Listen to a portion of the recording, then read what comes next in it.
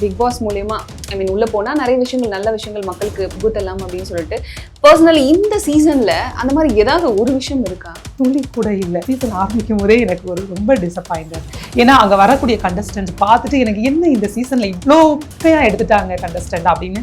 நான் மட்டும் இல்லை, நீங்க பொதுவாக ஜனங்கள் மத்தியில இருந்து பார்த்தாலுமே உங்களுக்கு தெரிஞ்சிருக்கும். இது ஜனங்களோட கருத்து. ஜெண்டர் ஈக்குவாலிட்டி இல்லாத மாதிரி இந்த சமூகம் இன்னும் பார்க்கப்படுதா? ஒரு ஆணையும் ஒரு பெண்ணையும் பார்க்குற மாதிரி இன்னும் திருநர் சமூகத்தை அவங்க ஈக்குவலா பார்க்கலையா அப்படிங்கிற கொஸ்டின் எனக்கு இன்னும் இந்த சமூகத்து மேல வருது.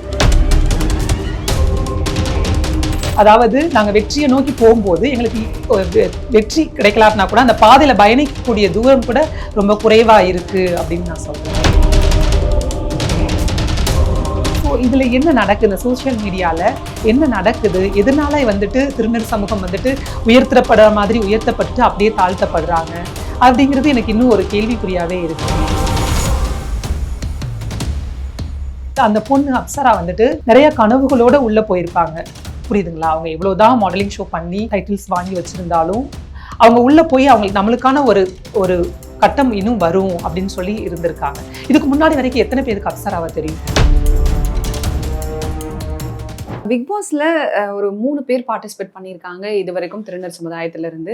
நமிதா மாரிமுத்து அவர்கள் முதல்லயே வந்துட்டாங்க. அவங்க ஒரு வாரம் கூட இல்ல. ஆமா, அவங்க கரெக்ட்டா அந்த 7வது நாளே அவங்க வெளியில அனுப்பப்பட்டாங்க. சிவன் அவர்கள் கடைசி வரைக்கும் இருந்தாங்க. ஆனா அவங்களுக்கு எவ்வளவு ஆதரவு இருந்துச்சு, எவ்வளவு ஓட்டிங்ஸ் இருந்துச்சுன்னு உங்களுக்கே தெரியும். ஆனா அவங்க டைட்டில் வாங்கப்படல, 3வது ஆளாவே வெளியில வந்துட்டாங்க. பட் அதுல எதிர்க்கப்பட்டவங்க டைட்டில், ஆக்சுவலி நான் அதை பத்தி நான் தப்பா சொல்ல விரும்பல, பட் வின் பண்ணாங்க. சோ இதுல என்ன நடக்குது, இந்த சோசியல் மீடியால என்ன நடக்குது, எதனால திருநர் சமூகம் உயர்த்தப்படுற மாதிரி உயர்த்தப்பட்டுட்டு அப்படியே தாழ்த்தப்படுறாங்க அப்படிங்கிறது எனக்கு இன்னும் ஒரு கேள்விக்குறியாவே இருக்கு. எந்த விதமான சரி ஓகே பொதுமக்கள் மத்தியில தான் ஆதரவு இல்லை அப்படின்னா சோசியல் மீடியா சப்போர்ட் பண்ற மாதிரி சப்போர்ட் பண்ணி மறுபடியும் கீழே தாழ்த்துறாங்களே ஏன் அப்படிங்கிறது.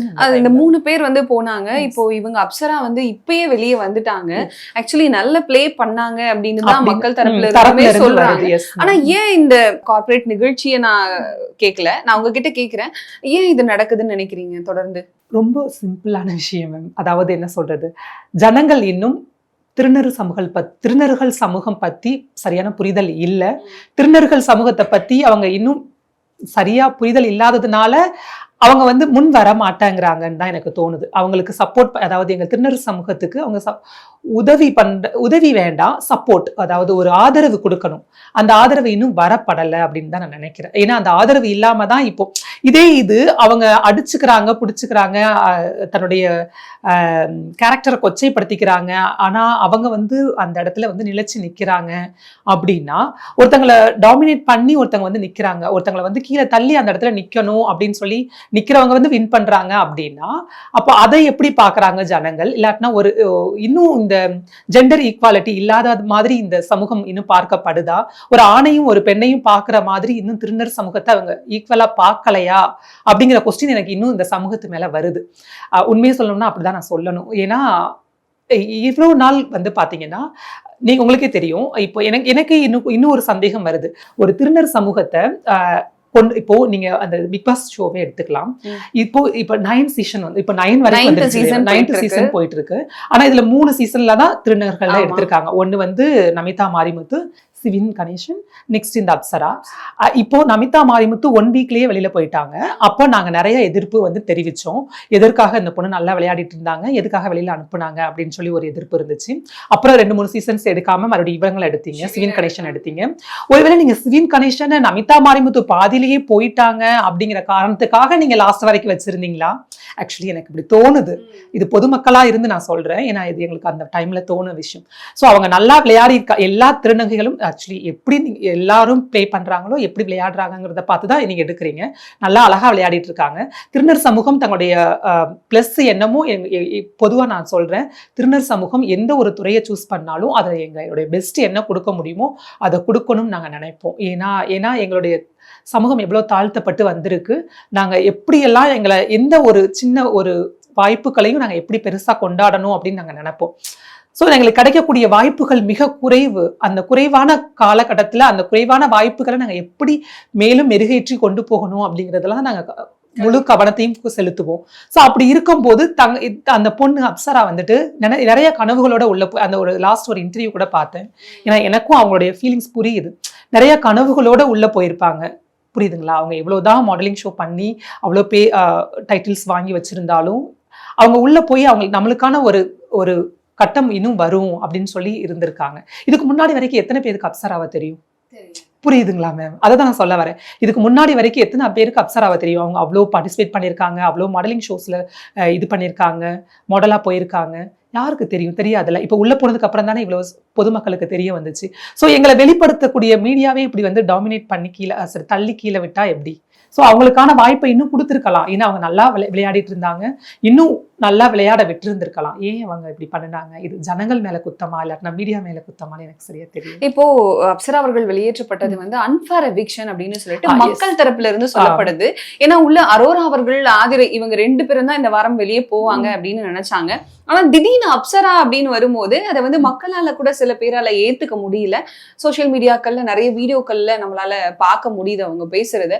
இது எப்படி இருக்கு? ஏன்னா மற்ற பிளேயர்ஸ் எப்படி விளையாடுறாங்கன்னு நீங்க இனிஷியலா பேசுனீங்க. மற்ற பிளேயர்ஸ் எப்படி விளையாடுறாங்க, அப்சரா எப்படி விளையாடினாங்க அப்படிங்கறதையும் நீங்க பாத்திருக்கீங்க. இது நீங்க அன்ஃபேர் எவிக்ஷனா பாக்குறீங்களா? கண்டிப்பா மேம், கண்டிப்பா நான் இதை பாக்குறேன். ஏன் அப்படின்னா நான் பிக் பாஸ் பெருசா ஆக்சுவலி இந்த சீசன் நான் வந்துட்டு நிறைய பார்த்ததில்லை. பட் நான் பார்த்த வரைக்கும் நான் என்ன யோசிக்கிறேன் அப்படின்னா, இது ஆக்சுவலி எந்த கான்செப்ட்ல வந்துட்டு இவங்க வந்துட்டு வெளியில அனுப்புறாங்க அப்படிங்கிறது எனக்கு தெரியல. ஏன்னா இதுக்கு முன்னா அவங்க உள்ள இருக்கக்கூடிய ஒவ்வொரு கண்டஸ்டன்ட்டையும் நான் பாக்குறேன். அவங்க பண்ணக்கூடிய விதம் எதுவுமே சொல்லிக்கிற அளவுக்கு நல்ல விஷயத்த சொன்ன மாதிரி எனக்கு தெரியல. என்ன சண்டை போட்டுக்கிறாங்க, அடிச்சுக்கிறாங்க, ஒருத்தரையும் மாத்தி சொல்லிக்கிறாங்க. அவங்களுக்குள்ளேயே ஒரு மாதிரியான இழிவான விஷயங்களை கொச்சையா பேசிக்கிறாங்க. அவங்கெல்லாம் உள்ள இருக்காங்க, எந்த விதமான தவறான இன்டென்ஷன்லையும் பேசப்படாத, அதுல கலந்துக்காத ஒரு பொண்ணு.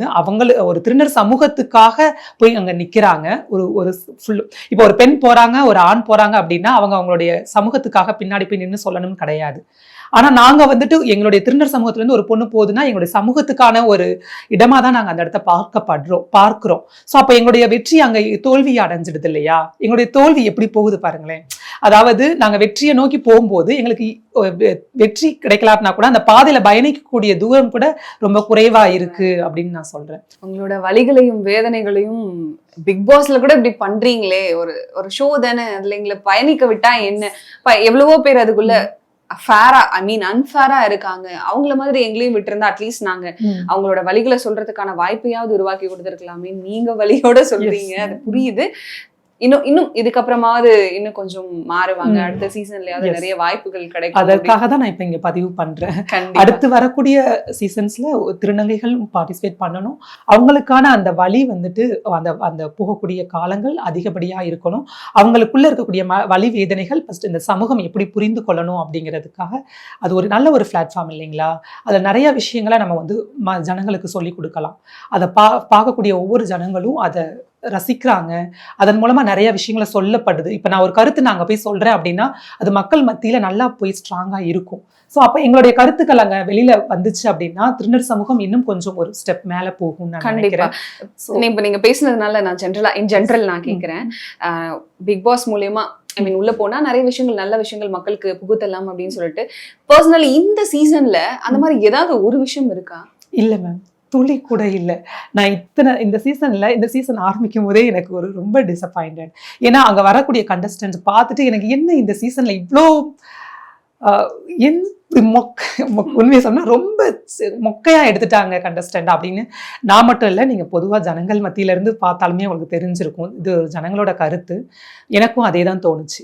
என்ன இவ்வளோ சொல்லிக்கிற அளவுக்கு எப்போதுமே ஒரு நல்ல ஆக்சுவலி என்ன சொல்றது, ஒரு பேச்சாளராகட்டும், ஒரு மேடை பேச்சாளர் இல்லாட்டினா ஒரு டான்சர், இந்த மாதிரி எடுத்துக்கிட்டு இருந்த டைம்ல ஆக்சுவலி உண்மையை சொல்லணும்னா இந்த பிளாட்ஃபார்ம் ஒரு நல்ல பிளாட்ஃபார்ம். இதுல நிறைய பேர் வாய்ப்புகளை தேடி நிறைய யங் ஜெனரேஷன்ஸ் போய்கிட்டு இருக்காங்க, இளம் தலைமுறைகள் போராடிக்கிட்டு இருக்காங்க. அவ்வளோ ஒரு திறமைகளை வச்சுக்கிட்டு தன்னுடைய திறமையை எங்கடா போய் கொட்டுறதுன்னு தெரியாம ஒவ்வொரு வாய்ப்புகளையும், ஒரு சின்ன சின்ன வாய்ப்புகளையும் தேடி தேடி அலைஞ்சி தன்னுடைய வாழ்நாள் கனவுகளை நோக்கி போய்கிட்டு இருக்காங்க. ஆனா எந்த விதமான இதுவும் இல்லாம சும்மா ஒரு தேவையில்லாத ஒரு கண்டென்ட் போட்டு அதன் மூலமா ட்ரெண்ட் ஆகி அது ஒரு கேவலமா கொச்சு. இப்போ இது வந்துட்டு இந்த இந்த சீசன் வந்துட்டு என்ன சொல்ல ஆக்சுவலி பெரும்பாலும் புகழ்த்தி இருக்கு இந்த ஜனங்களுக்கு அப்படின்னா, இந்த மாதிரி கொச்சையா வார்த்தைகள் பேசி கொச்சையா ஒரு மாதிரி காமெடி பண்ணி தன்னைத்தானே இழிவா காமிச்சுக்கிட்டு இந்த மாதிரி பண்றவங்களுக்கு வாய்ப்புகள் ஈஸியா கிடைச்சிருங்கிற மாதிரி திறமையானவர்கள் வந்து தள்ளப்படுறாங்க. ஈஸியா முன் வரணும்னா இந்த மாதிரி பண்ணுனா தப்பான இன்டென்ஷன்ல ஆக்சுவலி சமூகம் வந்து தப்பான இன்டென்ஷனுக்குள்ள போயிடும் அப்படின்னு எனக்கு தோணுது. அதாவது இப்ப பார்க்கக்கூடிய பீப்புள் வந்துட்டு இவங்கெல்லாம் போயிட்டாங்க அப்படின்னா அப்ப நம்மளும் இந்த மாதிரி பண்ண ஈஸியா உள்ள போயிடலாமே, அப்ப நம்மள பிக் பாஸ் வந்து ஈஸியா எடுத்துக்குவாங்களோ, பண்ணக்கூடாது. அதாவது திறமைகள் இருந்தும் அந்த திறமைகளையே கூட இப்போ எனக்கு ஒரு திறமை இருக்கு, நான் இப்ப நல்லா பாடுவேன், நான் நல்லா டான்ஸ் பண்ணுவேன், நல்லா நடிப்பேன், நல்லா ஆக்ட் பண்ணுவேன் அப்படின்னு நான் நினைச்சிட்டு நான் ஒரு இந்த மாதிரிலாம் பண்ணா நல்லா இருக்கும் அப்படின்னு நான் யோசிச்சுட்டு நான் ஒரு மீடியா சைட்ல போறேன். இந்த மாதிரி ஆட்களை நீங்க உள்ள கொண்டு போய் என்கரேஜ் பண்ணீங்க அப்படின்னா அப்ப நம்மளும் இந்த மாதிரி கேவலமா பண்ணுனா நம்மளும் பேசப்படுவோமோ, போகப்படுவோமோ, ஜனங்களை ஈஸியா நம்ம ஜனங்களை ஈஸியா கவர்ந்துடலாமோன்னு சொல்லி ஒரு முட்டாள்தனமா ஒரு முடிவு எடுக்கிறதுக்கு வாய்ப்பு இருக்குல்ல மேம், இல்லையா? உங்க தரப்புல என்ன சொல்றீங்க? என்ன பொறுத்த வரைக்கும் கண்டிப்பா இதெல்லாம் பார்க்கும்போது இளம் தலைமுறைகள், சின்ன சின்ன குழந்தைங்களாகட்டும், வளர்ந்து வரும் இளைஞர்களாகட்டும் கண்டிப்பா இதை பார்த்துட்டு இந்த மாதிரி தப்பான முடிவு எடுப்பாங்கன்னு எனக்கு தோணுது. எடுக்காதீங்க தயவு செஞ்சு. இது ஒரு முட்டாள்தனமான விஷயம். தயவு செஞ்சு இந்த முட்டாள்தனமான விஷயம் இந்த மாதிரி சில சமூக ஊடகங்கள்ல பார்த்து முன்னேறி வந்தவங்கன்னு சொல்லி நீங்க நினைக்கிறதெல்லாம் முன்னேற்றம் கிடையாதுன்னு அந்த டைம்ல வந்துட்டு ரொம்ப கரெக்டா சொல்லி முடிச்சிட்டீங்க. Thank you so much ma'am. இவ்வளவு நேரம் பொறுமையா நிறைய விஷயங்களை சொன்னீங்க. தேங்க்யூ.